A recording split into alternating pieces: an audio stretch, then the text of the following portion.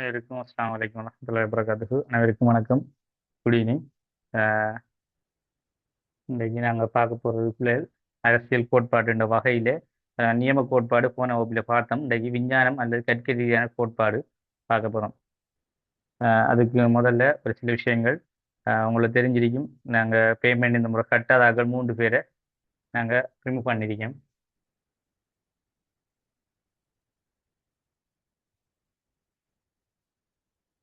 நெல்ல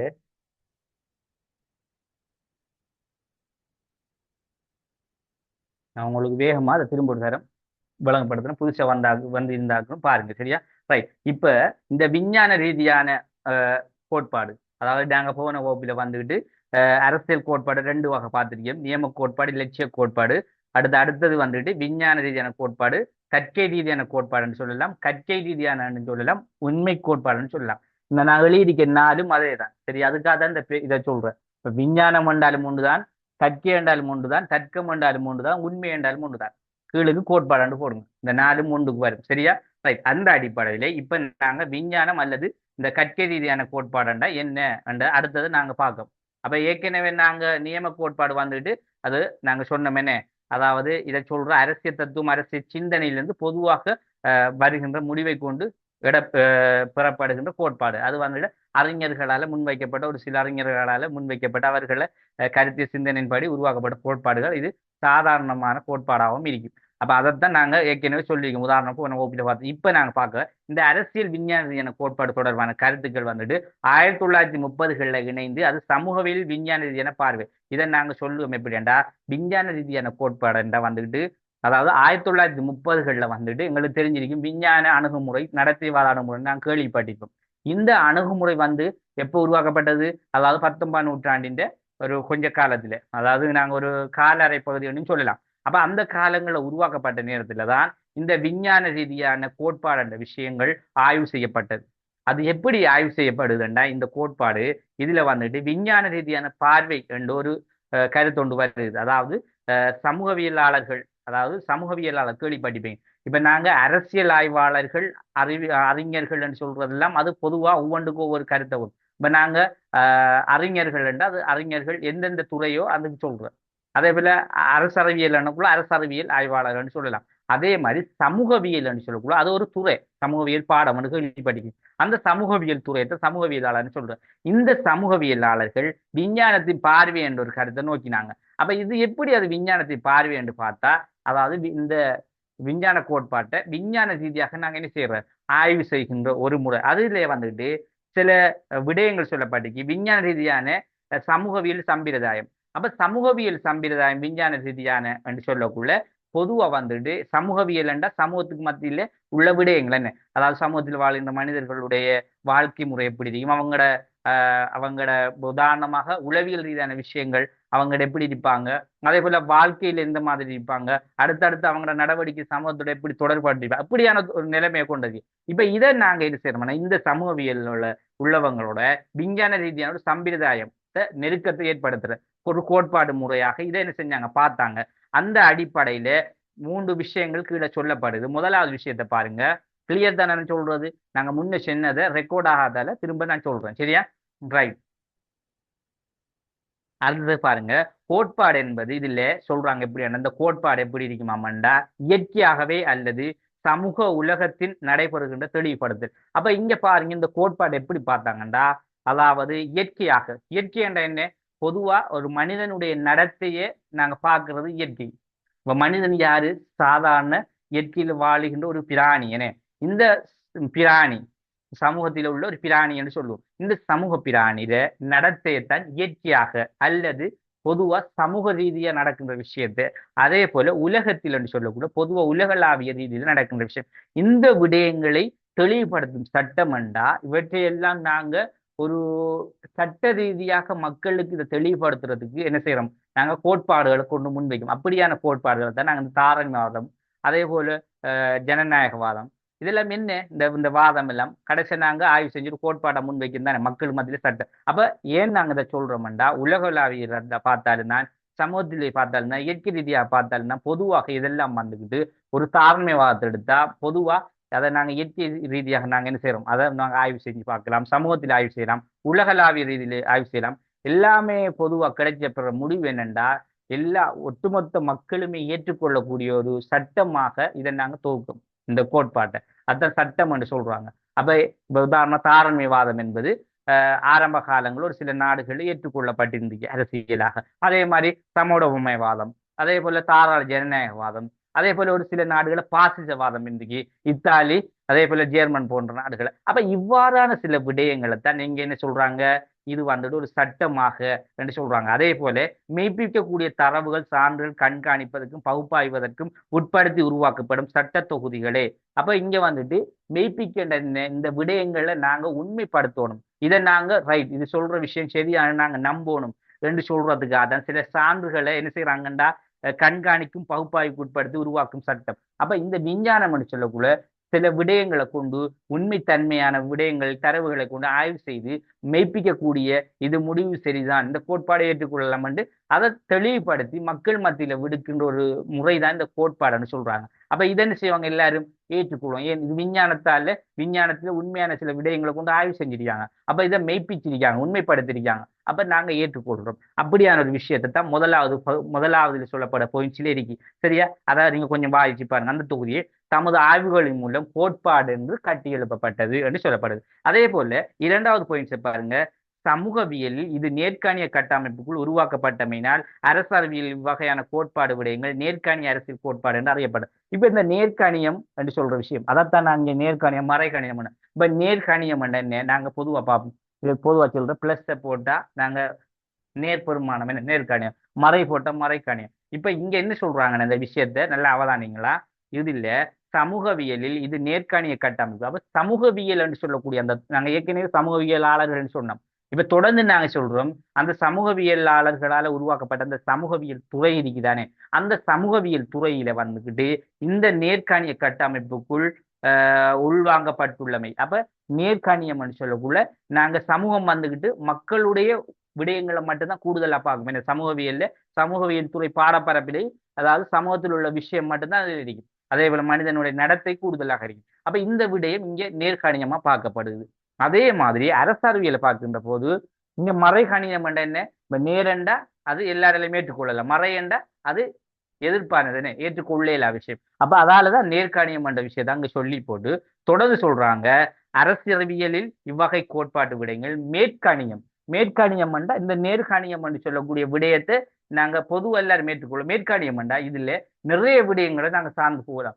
உதாரணமா வந்துக்கிட்டு பொதுவா நாங்க விஞ்ஞானம் என்று சொல்லக்கூடிய அணுகுமுறை தோல்வி அடைஞ்ச காரணம், நடத்தைவாத அணுகுமுறை தோல்வி அடைஞ்ச காரணம் என்னன்னு நாங்க போன இதுகளை பார்த்தோம். அதாவது அங்கே விஞ்ஞானம் வந்துக்கிட்டு மனிதனுடைய நடத்தையை தான் கூடுதல் ஆய்வு செய்ததால, அதாவது நாங்க அந்த நன்மை குறைபாடுகளை பார்த்திருக்கோம். அதனால ஏனைய அரசியல் விடயங்கள் புறக்கணிக்கப்பட்டது. அப்ப இப்ப விளங்குது அவங்களுக்கு என்னண்டு அரசியல்ல வந்துட்டு நிறைய விடயங்கள் இருக்கு. அதால சொல்றாங்க நாங்க பார்க்கின்ற ஒரு விடயம் அந்த நேர்கணியம், அதாவது ஒரே விஷயம் சமூகவியல் சொல்ற ஒரே விஷயமாக நாங்க பார்க்கலாம் நேர்கணியத்தை, அது எல்லாருமே.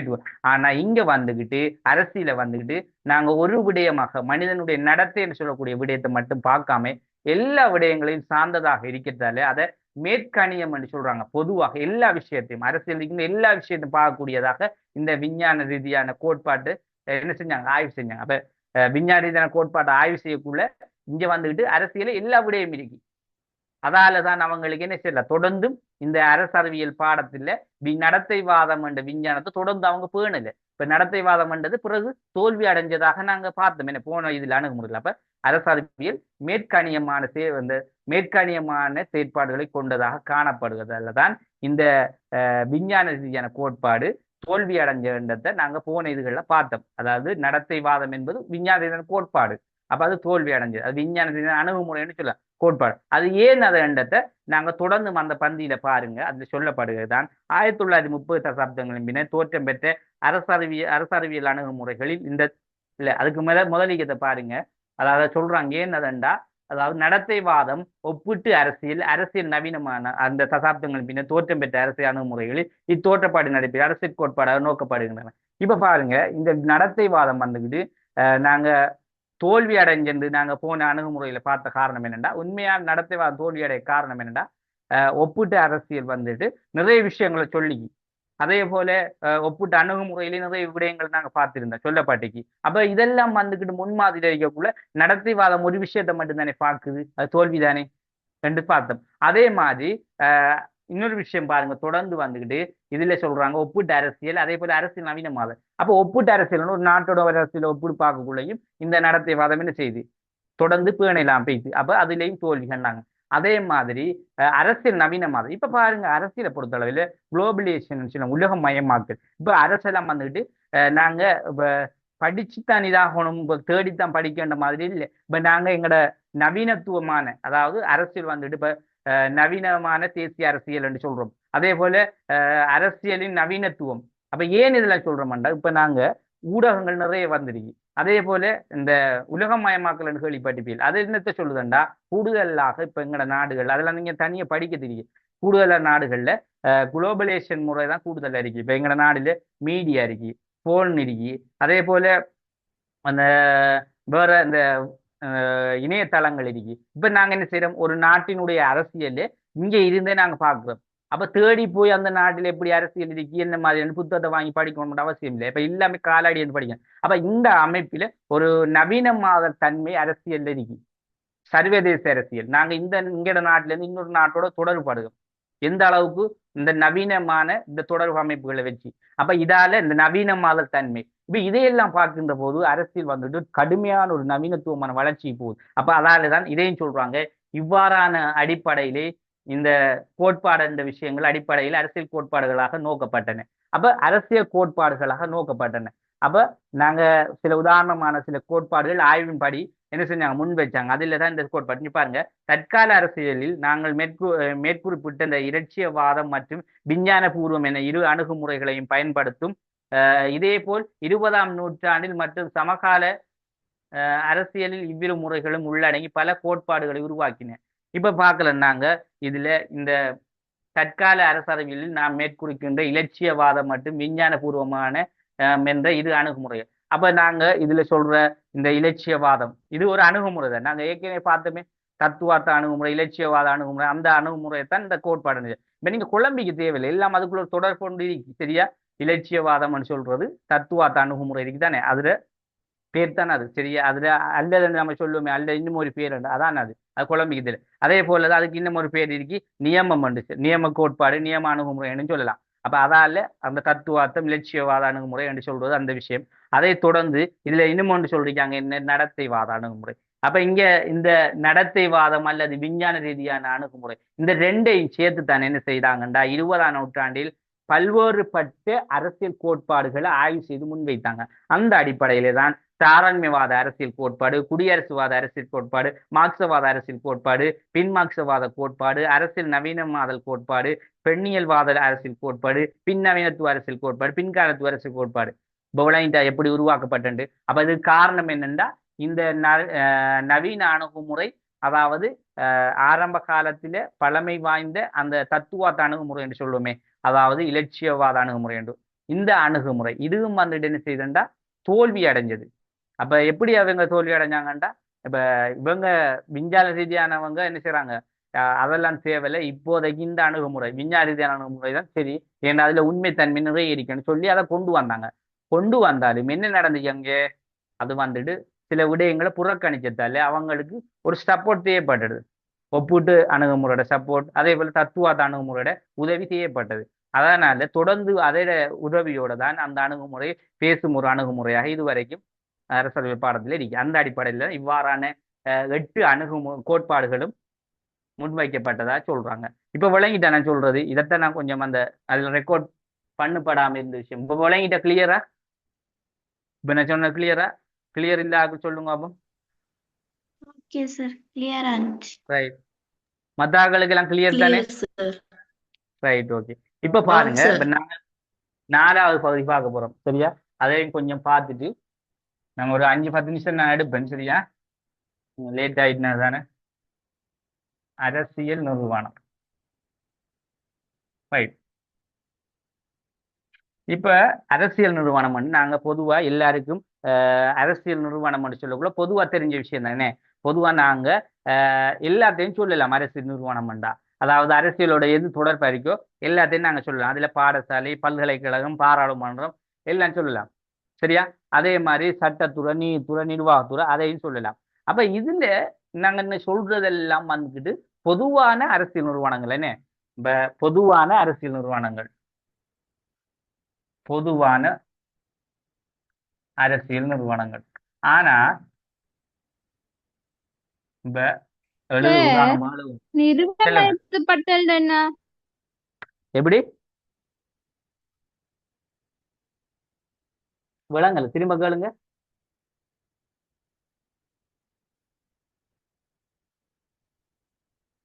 நம்ம கேட்டீங்க, சொல்லுங்க. நிறுவனமயப்படுத்தப்பட்டல் இருக்குதானே அப்படின்னு. நிறுவனமயமாக்கப்படுதல் அப்படியா? ஓ சார். ஓ, நிறுவனம் இப்ப நாங்க பார்க்க போற நிறுவனம் தானே அரசியல் நிறுவனமாக்கப்படுதல். அதாவது ஒரு அரசியல் அதான் நான் சொல்ல போறேன். சரியா? கொஞ்சம் கேட்டுக்கிட்டீங்க. இப்ப நாங்க படிக்க போறோம் அதான் எப்படி அது நிறுவனம் மயமாக்கப்படுதல்ன்றது நாங்க படிக்க போறோம். சரியா? பொதுவான அரசியல் நிறுவனம் இதுல வந்துக்கிட்டு நாங்க எல்லாத்தையும் சொல்லலாம். பாடசாலை, பல்கலைக்கழகம், சட்டத்துறை,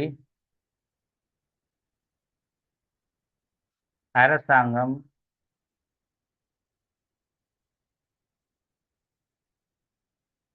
அரசு, ஆஹ், நீதித்துறை,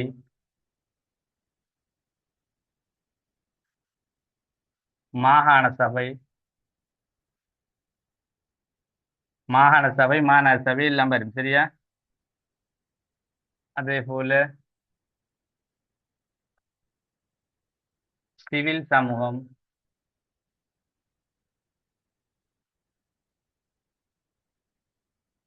அமுக்க குழுக்கள். சரியா?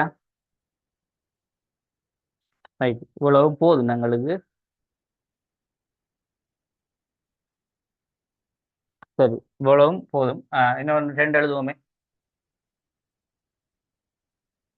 என்ன எல்லாம் நான் எழுதிக்கிறது முறைசார் தானே. முறைசாரத்துல என்ன எழுதுவோம்? குடும்பம், அயலவர்.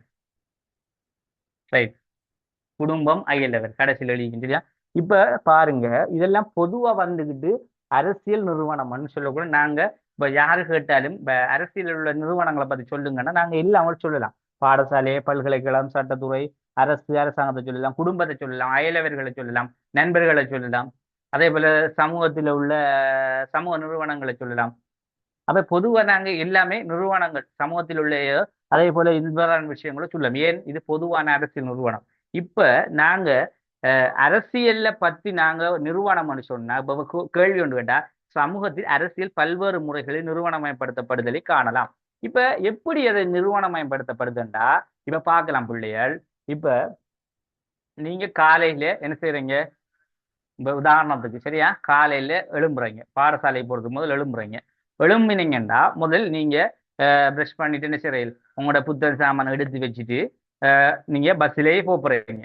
இப்ப நீங்க அரசியலோட ஒரு தொடர் கொண்ட உங்களுக்கு எப்படி காட்டுதுண்டா, நீங்க காலையில் எழும்பின உடனே முதல் என்ன செய்றீங்க? நீங்க போடுற யூனிஃபார்த்தை பாருங்க, அது கவர்மெண்ட். சரியா? அதே போல நீங்க தாரை இந்த புக் சாமான் அது கவர்மெண்ட். அதே போல நீங்க போற போக்குவரத்து பஸ், அதே போல கரண்ட் பில், தண்ணி எல்லாம் கவர்மெண்ட். அதே போல நீங்க அங்க போய் படிச்சுட்டு வர்றது, அதே போல நீங்க திரும்ப வரக்குள்ள இது போற பாதை எல்லாமே கவர்மெண்ட் தொடர் கொண்டு உங்களுக்கு இருக்கா இல்லையா? இப்ப என்ன சொல்றாங்கன்னா இங்க இந்த அரசியல் நிறுவனம்னு சொல்ற விஷயம் வந்துட்டு சமூகத்தில் இருக்கின்ற இந்த மனிதர்கள் யாரு? நாங்க எங்களுக்கு தொடர்பாக இருக்கின்ற போது, எங்களுடைய தேவைகளை அது நிறைவு செய்கின்ற போது, அதே போல் நாங்கள் அதனிடம் எங்களுடைய தேவைகளை சொல்லுகின்ற போது அது அதனூடாக எங்களுடைய தேவைகளை அது இனங்கண்டு அது நிறைவு செய்யுது. எது? அரசியல். இப்ப பாருங்க, அரசியலோட நீங்க என்ன செய்றீங்க? உங்களோட தொடர்புகளை இவ்வாறான நிறுவனங்களூடாக என்ன செய்றீர்கள்? வைத்துக் கொள்றீர்கள். அதனூடாக உங்களோட தேவைகளை நிறைவேற்றிக் கொள்றீர்கள். அதே மாதிரி அரசியலும் உங்களோட தேவைகளை இதான இந்த இவ்வாறான நிறுவனங்களோட என்ன செய்து நிறைவேற்றி தருது. அதே போல உங்களுக்கு என்னென்ன தேவைன்றதை அதை அறிஞ்சு கொள்றது. அதே மாதிரி அதை செய்து தருது. இப்போ தொடர்பு கொண்டு இருக்கா இல்லையா? தொடர்பு கொண்டு இருக்கா இல்லையா? இப்ப இந்த தொடர்பொண்டு இல்லாட்டி இந்த நிறுவனம் என்ற விஷயம் இல்லாட்டி அரசியல் என்ற விஷயம் உங்களுக்கு நேரடியா வந்து ஒவ்வொரு ஊரூடா வந்து செய்யுமா? இப்ப விளங்குதா நிறுவனம் என்ற என்னண்டு? கிளியரா கேட்டாரு? உங்களுக்கு விளங்கிட்டப்ப? ஓ சார். ரைட். மத்தாக்களும் விளங்கிட்டு தானே நான் சொன்ன விஷயம். அதாவது அரசு நிறுவனம் என்றா எங்கட தேவை ரைட் எங்கட தேவையை பூர்த்தி செய்யணும்டா, அதாவது எங்களுக்கு அரசியல் சார்ந்த எங்கட நலன்கள் எல்லாம் சரியாக பேணப்படணும், எல்லாமே பூர்த்தி அடையணும் என்று சொன்னா இந்த நிறுவனங்கள் என்பது ஒரு முக்கியத்துவம். அப்ப இந்த நிறுவனங்கள் என்றது இருந்தா மட்டும்தான் நாங்க என்ன செய்யலாம், இதை பூரணமாக பூர்த்தி செய்யலாம். அப்ப இந்த விஷயங்கள் இந்த நிறுவனங்கள் என்ற விஷயம் இல்லாட்டி நாங்க எங்க போய் அரசியலை கண்டுபிடிக்கிறது? இப்ப எங்கட நாட்டில ஒரு அரசியல் இருக்குன்னு வச்சுக்கோம், சரியா? அரசியல் இருக்கு. இப்ப எங்கட நாட்டுட இப்ப எங்கட அன்றகுமார் திசாநாயகரோட ஒரு அரசியல் பகுதி ஒன்று இருக்குண்டா, இப்ப நாங்க இந்த அரசியல்கிட்ட நாங்க தேவை நிறைய விஷயம் எப்படி நேரடியா அங்க போய் கேட்கலாமா? முதல்ல அந்த அரசியலை நாங்க கண்ணால காணலாமா? இல்லை. அப்ப இந்த அமைப்புகளோட தான் நாங்க அரசியலை கண்ணால காணக்கூடியதாக இருக்கும், எங்களுடைய தேவையை நிறைவு செய்யக்கூடியதாக இருக்கும். அதே போல அதுவும் எங்களுடைய தேவைகளை என்னென்று அறிஞ்சு எங்கள் அறியாமையே அது எங்களோட தேவைகளை நிறைவு செய்யும். இப்ப அரசியல்ல இந்த நாங்க நேரடியா போய் பெறுகின்ற ஒரு பகுதியும் இருக்கு, மறைமுகமான பகுதியும் இருக்கு. நல்லா விளங்கிக்கணும். இப்ப நாங்க இதை பாருங்க, இந்த நிறுவனங்களோட சில விஷயங்கள்ல நாங்க தேடி என்ன செய்யணும், நாங்க நேரடியா போய் என்ன செய்யணும், அரசியலோட சார்ந்த சில விஷயங்களை நாங்க பெற வேண்டி வரும். ஆனா மறைமுகமான சில விஷயங்களும் இருக்கு. இப்ப பாடசாலையை பாருங்க, பாடசாலை வந்துட்டு உங்களுக்கு புத்தகம் இருந்து நூல் இருந்து எல்லாம் தராங்க. இது உங்களுக்கு ஒரு மறைமுகமான பகுதி. இப்ப நீங்க கவர்மெண்ட் போய் நேரடியா நீ புத்தகம் தாங்க கேட்கீங்களா? இல்ல பாராளுமன்றத்துல போய் கேட்கீங்க? இல்ல. அப்ப அது உங்களுக்கு பிறந்தத்தில இருந்து உங்களுக்கு தாராங்க. அதே மாதிரி நீங்க பிறந்தத்திலிருந்து பேர்த் சர்டிபிகேட், அதே போல இறப்பு சான்றிதழ், பிறப்பு சான்றிதழ், பேர்த் சர்டிபிகேட், அதே போல டெத் சர்டிபிகேட், என்ன இதெல்லாம் வந்துட்டு ஏன் தாராங்க? அப்ப நீங்க இந்த நாட்டினுடைய இந்த அரசியல்ல உள்வாங்கப்பட்டுட்டீங்க, இதுல ஒரு பிரஜை ஒரு பிராணி என்ற ரீதியில தான் உங்களுக்கு தாராங்க. அப்ப அந்த அடிப்படையில தான் உங்களுக்கு இது என்ன செய்யுது, அரசியல் என்ற நிறுவனங்கள் உங்களுக்கு ஒரு முக்கியத்துவமானதாக இருக்கு. அதனால தான் இது என்ன சொல்றாங்க, இங்க சொல்றப்பட விஷயத்தை இப்ப பாருங்க, சமூகத்தில் அரசியல் பல்வேறு முறைகளில் நிறுவனமயமாக்கப்பட்டுள்ளதை காணலாம். அப்ப பல்வேறு முறைகள் இருக்கு நிறுவனமாக, என்ன? அப்ப அதை தொடர்ந்து பெரும்பாலான அரசியல் செயற்பாடுகள் மற்றும் நடைமுறைகள் அரசியல் நிறுவனங்களை சார்ந்து ஒழுங்கமைக்கப்பட்டன. அப்ப எல்லா விடயங்களையும் பார்த்தாலும் அரசியல் சார்ந்துதான் இருக்கும். பெரும்பாலும் சொல்லலாம், எல்லாமே அரசியல தொடர்பான என்ன நிறுவனம் இருக்கு எல்லாமே எங்களுக்கு அரசியல் சார்ந்த விடயங்களை தான் முக்கியத்துவப்படுது. சரியா? இப்ப நாங்க என்ன பார்த்த விஷயம் எல்லாமே அரசியல் சார்ந்த விஷயத்தை கொண்டதுதான். இப்ப குடும்பம் என்றாலும் குடும்பம் என்ன எப்படியோ அரசியலோட தொடர்பு கொண்டு இருக்குமே இல்லையா? அவங்க குடும்பம் என்னக்குள்ள அதை எப்படி அரசியல் தொடர்பு கொண்டு அவங்க இப்ப நாளாந்தமாக பேசுகின்ற அரசியல் விடயங்கள், அரசியல் என்ன நடக்கின்றது சொல்லுவாங்க.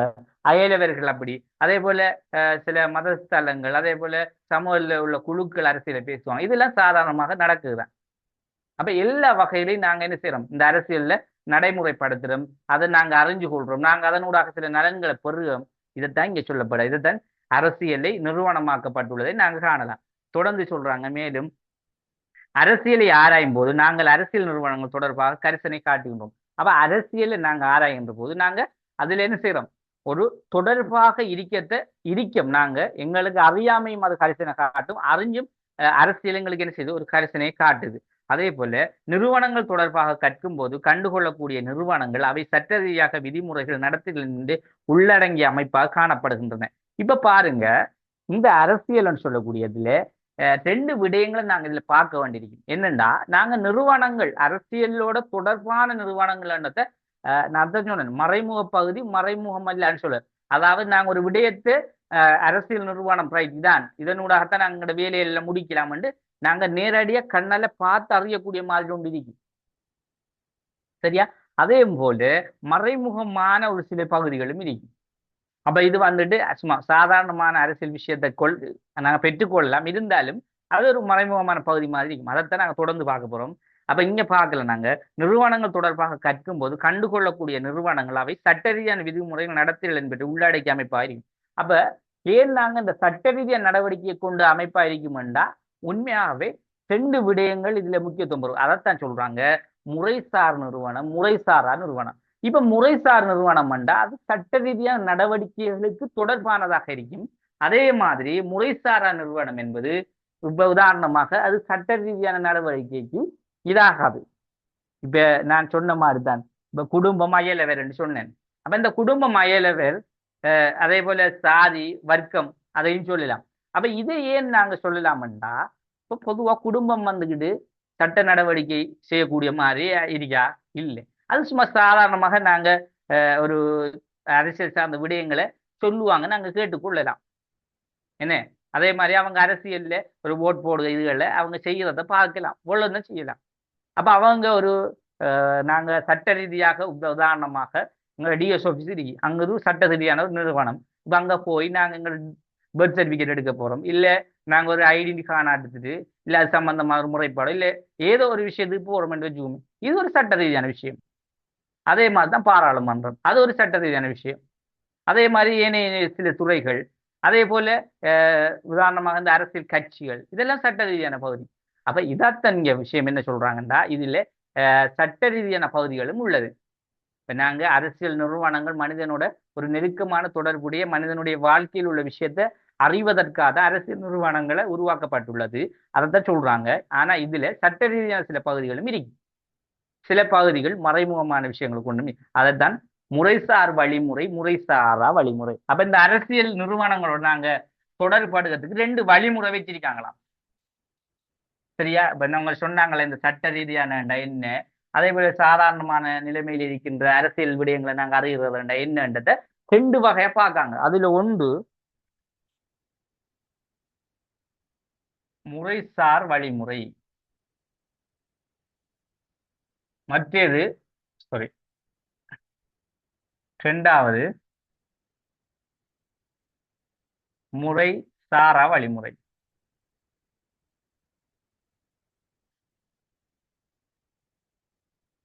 இப்ப முறைசார் வழிமுறை முறைசாரா வழிமுறை இப்ப சொல்லுங்க.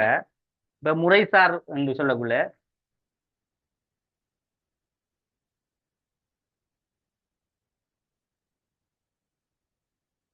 வழிமுறை என்று சொல்வது வழிமுறை அல்லது நிறுவனம் என்று போடுங்களேன். சரி, முறைசார் வழிமுறை நிறுவனம் இல்லாட்டி முறைசார் நிறுவனம், நிறுவனம் இருக்கிற நிறுவனம் என்றே போடுவோம். சரி, நிறுவனமா இலைக்க மாதிரியே போடுறேன். முறைசார் நிறுவனம் சொன்னா இப்ப வந்துட்டு முறையான சில விடயங்கள், இப்ப நாங்க சொன்ன மாதிரி ஒரு விடயத்தை நாங்க பெற்றுக்கொள்ளணும். உதாரணமா நாங்க டிஎஸ் ஆஃபீஸுக்கு போறோம், அங்க எங்களோட தேவைகளை முறையா நாங்க பெறணும்டா அதுக்கு என்ன செய்வோம், நாங்க முதல் அங்க கிரௌடா இருந்த போலியில் நின்று என்னென்ற ஒரு ஃபார்ம் ஒன்று எடுத்து அதை ஃபார்மை பிட் பண்ணி கொடுத்தா அவங்க என்ன செய்வாங்க, அதை எங்களுக்கு ஒரு பதிவு ஒன்றோ இல்லை ஏதோ ஒன்று சாரத்துக்கு அதை போடுவாங்க. போட்டு இவ்வளவு நாளைக்கு போறோம் அது வருமானு சொல்லுவாங்க. இது ஒரு முறைசார நடக்குது. அப்ப அதைத்தான் முறைசாரன்னு சொல்றாங்க. இப்ப பாருங்க, சட்ட திட்டங்களையும் ஒழுங்கு விதிகளையும் ஆளணிகளையும் கட்டிடங்களை கொண்ட கற்புலனான நிறுவனம். அப்ப என்ன இங்க சொல்லப்படுதுண்டா நல்லா விளங்கிக்கணும் பிள்ளைகள், சட்ட திட்டங்களையும் ஒழுங்கு விதிகளையும் ஆளணியரையும் கட்டிடங்களையும் கொண்ட கற்புலனான நிறுவனம். அப்ப நாங்க ஒரு விஷயத்த என்ன செய்யறோம், கண்ணால பார்க்கக்கூடிய மாதிரி இருக்கும். அப்ப இது வந்துட்டு நேரடியாக நடக்கக்கூடிய மாதிரி இருக்கும். என்ன இதுல வந்துட்டு ஒரு மறைமுக பகுதிகள் ஒன்றும் இல்லை, நேரடியாக நாங்க நடக்கக்கூடிய ஒரு விஷயமாக இருக்கும். ஆனா என்ன செய்யலாம், ஒரு கட்டிட அமைப்பு ஒன்றும் இருக்கும், ஒரு ஆபீஸ் மாதிரி ஒன்று இருக்கும், அதோட சட்ட திட்டங்கள் அதே போல ஒழுங்கு விதியும் இருக்கும். சரியான சட்ட திட்டங்களும் ஒழுங்கான சில விதிமுறைகளோட இருக்கும். அதோட ஆளணியினர் என்ற மக்களை கொண்டிருப்பாங்க. அப்ப இப்படியான ஒரு முறையான ஒரு விஷயத்த எல்லாமே நான் சொல்லப்பட்டிருக்கிறேன். அப்ப இந்த ஒழுங்கு முறையில எல்லாமே பெர்ஃபெக்டா இருக்குதாமண்டா அது முறைசார் என்ன நிறுவனம். அப்ப அந்த அடிப்படையில பாடசாலை அறிக்கலாம், பல்கலைக்கழகம், பாராளுமன்றம், நாங்க தொடர்ச்சியா சொல்லக்கூடிய மாநகர சபை அறிக்கலாம், அதே போல அரசியல் கட்சி, அப்ப தொடர்ந்து நாங்க சொல்லிட்டு போகலாம். அதாவது சட்ட ரீதியான நிறுவனங்கள் என்னவோ அதை நாங்க இதுல கொடுக்கலாம். அதான் முறைசார் என்று சொல்றோம். அப்ப இதைத்தான் முறைசார் நிறுவனம் சொல்றாங்க. இப்ப தொடர்ந்து பாருங்க, இதுல அடுத்ததை பாருங்க, முறைசாரா நிறுவனம். இப்ப முறைசாரா நிறுவனம் என்பது சொல்றாங்க எப்படின்னா, பௌதிக ரீதியாக கற்புலனாக விட்டாலும் அவற்றின் இருப்பை செயற்பாட்டில் உணர்வுகளை உணரலாம். அப்ப நாங்க முன்ன பார்த்த விஷயத்த கண்ணால நாங்க பார்க்கலாம். என்ன ஒரு கட்டிட அமைப்பிற்கும் கற்புலனால பார்க்கக்கூடிய மாதிரி இருந்துச்சு. ஆனா இங்க கற்புலனால பார்க்கலாம். எப்படி பார்க்கலாம்டா அரசறிவியல் என்று சொல்றது விஷயத்த கண்ணால பார்க்கலாமா இல்லை. ஏன் இப்ப நாங்க அரசியல் செயற்பாடுகளை கண்ணால பார்க்கலாமா இல்லை. இங்கே சொல்ற விஷயத்த மட்டுங்க காது கெடுக்கலாம். அப்ப என்னண்டா அரசியல் இப்படிதான் இருக்கும் இந்த மாதிரி தான் இருக்குமெண்டா அங்க மரபு வழி ரீதியாக சொல்ற விஷயத்த மட்டும் அறியலாம். அப்ப அதைத்தான் சொல்றாங்க இது முறைசாரா நிறுவனம். இதுக்கு ஒரு சட்ட திட்டங்களும் இல்லை, ஆவணங்களும் இல்லை, எந்த விஷயமும் எதுவும் இல்லை. அவங்க சொன்னா நாங்க கேட்குதான் அவ்வளவுதான். இப்ப அதெல்லாம் சொல்றாங்க. இது வந்துட்டு உணர்வுகளை மட்டும் மதிப்பளிக்கக்கூடியது. அப்ப மனிதனுடைய உணர்வு என்ன, உள்ளத்துல என்ன சிந்தனையில் என்ன இருக்கோ அதை மட்டும் சொல்லக்குள்ள நாங்க கேட்டுட்டு போகலாம். அப்ப அங்கேயும் வந்துட்டு நாங்க அந்த லட்சியவாதம் என்று சொல்ற விஷயம் இருக்குதானே, அதே போல தத்துவார்த்த அணுகுமுறை, லட்சியவாத அணுகுமுறை, அந்த நியம கோட்பாடு, அதே போல இலட்சியவாத கோட்பாடு, இதுவும் வந்துட்டு இதே நிலைமை தான். என்ன, ஒரு உணர்வு ரீதியான சிந்தனை எங்களுக்கு ஏற்பட்டுள்ள ஒரு விடயம். அதை நாங்க பார்க்கின்ற போது, சில விஷயங்களை ஆய்வு செய்கின்ற போது, அறிகின்ற போது, மற்றவர்கள்ட்ட தொழிற்பாட பார்க்கின்ற போது நாங்க இதை ஏற்றுக்கொள்ற மாதிரி இருந்துச்சு. அப்ப இது அதே தொடர்பு தான் இது. அப்ப அதான் சொல்லலாம் இது வந்துட்டு ஒரு முறைசாரா இருக்கும். அப்ப நாங்க விஞ்ஞானத்துல பார்க்க மாதிரி முறை சார்ந்த எல்லாமே பெர்ஃபெக்ட் அடிக்க மாதிரி இங்க இல்லை. இப்ப விளங்கிட்ட அந்த தொடர்புகள் எப்படி என்று, இந்த தொடர்பு தான் இதைத்தான் சொல்றாங்க குடும்பம் சாதி வர்க்கம் என்று சொல்ற விஷயம். அப்ப இதுல நாங்க பார்க்கலாம் வந்துட்டு இந்த குடும்பம் சாதி வர்க்கம் எல்லாம் வந்துட்டு பொதுவா சமூகத்தில் நடக்கின்ற அரசியல் விடயங்களை என்ன செய்ய போறாங்க, கதைக்காங்க, பேசுவாங்க, நாங்க காதால கேட்குது. அப்ப இதைத்தான் என்ன சொல்றோம், இது அரசியல் நிறுவனங்கள்ல வந்துட்டு முக்கியமான 2 வழிமுறைகள்ல 2 நிறுவனங்கள் பின்பற்றப்படுது. ஒன்று முறைசார் வழிமுறை, 2வது முறைசார் வழிமுறை. முறைசார் வழிமுறை என்றா சட்ட திட்டங்கள், ஆவணங்கள் எங்களோட கண்களால பார்க்கக்கூடிய ஒரு கட்டிட தொகுதி உள்ள கொஞ்சம் பேர் கொஞ்சம் மக்களை கொண்டு செயற்படுத்தக்கூடிய ஒரு என்ன ஒரு முறைசார் ஒரு செயற்பாடாக இருக்கும். அதே மாதிரி முறைசாராண்டா அதாவது கண்ணால பார்க்க முடியாது, ஆனா ஒரு உணர்வு ரீதியாக நாங்க சொல்ற விஷயத்த அறிஞ்சு கொள்ளலாம், அவ்வளவுதான். விளங்குதா? 2 வித்தியாசம். ரைட். இப்ப ஒரு இன்னொரு 5:07:40 அப்படி ரைட். சரி, அப்ப நாங்க அடுத்த கிளாஸ்ல பார்ப்போம். இந்த இதையும் கொஞ்சம் பார்த்துட்டு இன்னைக்கு கொஞ்சம் எல்லாம் கொஞ்சம் லேட்டும் ஆயிட்டு என்ன பிள்ளையா, இந்த உங்களுக்கு அடுத்த கிளாஸ் நாளைக்கு இருக்கி கொஞ்சம் நான் ஏர்லியா இது பண்ணினா உங்களுக்கு பிரச்சனையா யாருக்கும்? ஒரு 10-15 நிமிஷம் முன்னமா நான் உங்களை இது பண்ணினா ஜூம் ஆன் பண்ணி கிளாஸ் ஸ்டார்ட்னு சொன்ன வரலாம் எல்லாருக்கும். ஏதாவது பிரச்சனை இருந்தால் சொல்லுங்க. கொஞ்சம் முன்னமா ஸ்டார்ட் பண்ணது பார்க்கிறேன். நாங்கள் இன்றைக்கும் கொஞ்சம் தொடங்கிட்டு போதாது டைம். பிரச்சனை இல்லையே?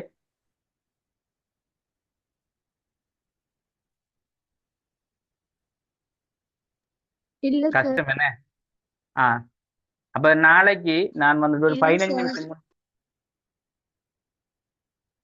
இல்ல எல்லாருக்கும் ஓகேண்டா நீங்க மெசேஜ் ஒன்று போடுங்க குரூப்ல, சரியா? நாளைக்கு நாம கிளாஸ் ஒரு 6:15 நான் ஸ்டார்ட் பண்ணுவோம்னு பார்க்க. 6:15 ஜூம் ஒன் பண்ணிடுவேன், சரியா? அப்ப 6:30 டைம் டேபிள் 6:30 போட்டாலும் 6:15 நான் ஸ்டார்ட் பண்ணுவேன். உங்களுக்கு மெசேஜ் போடுவோம் குரூப்ல, சரியா? அப்ப 6:15 7:30 7:30 முடியுது. நாங்க 7:45 அப்படி முடிப்போம், சரியா? ஒரு எக்ஸ்ட்ராவா ஒரு 15-20 நிமிஷத்தை எடுக்க வேண்டியது. என்னண்டா அப்பதான் நான் இன்னும் கொஞ்சம் நிறைய விஷயங்கள் உங்களுக்கு பார்க்கல. இந்த நாளைக்கு இந்த அரசாங்கம் விஷயத்த முழுமையா உங்களுக்கு அதை முடிச்சு தருவான்னு பார்க்கணும். ஏன்டா அப்பதான் நாங்க குயிக்கா இந்த 2வது யூனிட்டையும் கொண்டு போகலாம், சரியா? இந்த இது வந்துட்டு இப்ப அரசாங்கம் பகுதி வந்து இப்ப அடுத்து நாங்க பார்க்க போறது அரசியல் கட்சிக்கு உட்படுத்தப்படும், அதாவது பிரதான அரசியல் நிறுவனங்கள்டா. இப்ப நாங்க அரசியல்ல வந்துட்டு பிரதானமாக நாங்க முக்கியமாக கட்டாயமாக படிக்க வேண்டிய நிறுவனம்னு சொல்றோம், அதான் பிரதானம்னு சொல்றேன். அப்ப அது என்னன்னு பார்த்தா அரசாங்கம் சேர்ந்த மாதிரி வரும், அது 1. 2வது அரசியல் கட்சிகள், 3வது அமுக்க குழுக்கள், 4வது சிவில் சமூகம். இந்த 4ம் ஒரு முக்கியத்துவம். ஆனா அரசு ஒரு நிறுவனம் தான், அரசாங்கம் ஒரு நிறுவனம் தான். இருந்தாலும் அரசியல்ல 2 சேர்ந்துதான் பார்க்க வேண்டியிருக்கு. ஏன்னா அரசு இல்லாட்டி அரசாங்கம் இல்லை, அரசாங்கம் இல்லாட்டி அரசு இல்லைன்னு சொல்றாங்க.